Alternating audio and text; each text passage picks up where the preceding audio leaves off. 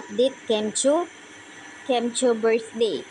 Last tipping day ng WWSK kung saan ay sinorpresa si Kim ng team staff mismo ng WWSK at nangunguna si Miss Garlic na kumakanta ng birthday. So ayan, ang saya ni Kimi, ang ganda ng suot. Guys, makikita niyo po sa tent, hinala ng karamihan si Paulo, yung sumilip, naka-white ng t-shirt, and then naka-maong na something blue. Si Paulo kaya yun, pasilip-silip kay Kim habang hawak ni Kim ang cake.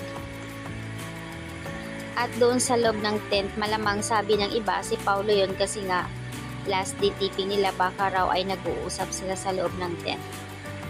Pero ang nakaka-excited dito, yung pag-surprise mismo ng staff ng WWSK dito kay Kim. Happy birthday, Kim! So, ayan.